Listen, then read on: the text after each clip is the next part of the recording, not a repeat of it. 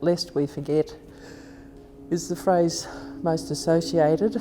For myself, both my parents were in the army in World War II. Mum was in the 2nd 12th Australian General Hospital. These are her medals and her little rising sun there. She saw service in Ceylon or Sri Lanka, the Philippines and Borneo. My father was an officer with the Air Liaison Group. Dad was in the Solomons and New Guinea most of the time. Remembrance Day, the 11th hour of the 11th day of the 11th month in 1918, when hostilities just ceased. There had been constant bombing and firing 24/7 for 4 years at that stage, over 4 years. So when the silence came, it was apparently just quite stunning. I think this year, possibly more than ever, the fact that we can't come together is such an incredible thing. It's the first time in the history of Remembrance Day that we haven't been able to. So in living memory, this has never been the situation. It's amazing in that it's worldwide. Everywhere in the world is affected in the same way, and both the world wars didn't have that level of impact. The Alfred through the war did everything that was asked of it, and all hospitals were on standby for whatever happened. In 1915, as the casualties from Gallipoli started coming through, suddenly Australia had to come up with hospital capacity for all these troops. Caulfield Hospital came into being at that time, and the Alfred, they built about half a dozen Nissen huts on site down the end of the block here near the Chevron. They weren't actually used in 1915, but when the flu pandemic hit, those huts were put into service, and the Alfred treated 986 flu cases by June 1919.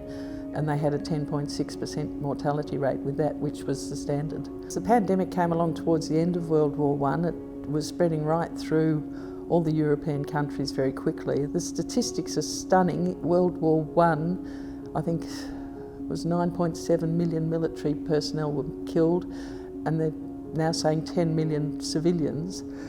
With the flu, 500 million people were affected, and the death statistics range from 20 to 50 million.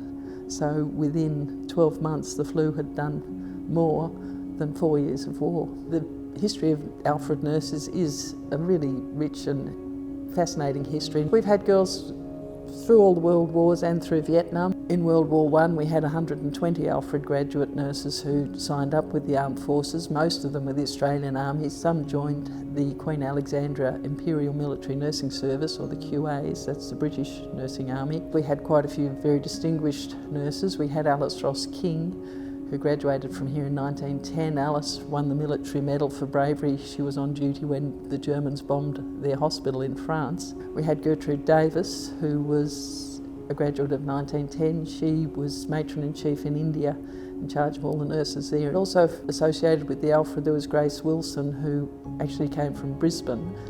She was matron of the 3rd Australian General Hospital throughout World War I, and she came to the Alfred in 1933 as matron. World War II, we had Betty Jeffrey. She was evacuated from Singapore when that fell, and she was prisoner of war for over 4 years. She and Vivian Bullwinkle, who was the sole survivor of the Bunker Island massacres, they worked very hard together after the war to raise money, and they set up what's now the Australian Nurses Memorial Centre. Every time there's something happening, Alfred nurses tend to be there. They learn to cope, and they deal with incredible situations, as this pandemic is currently showing. The level of sacrifice and commitment that those people showed needs to be remembered, it needs to be honoured, and we need to work as hard as we can not to repeat it.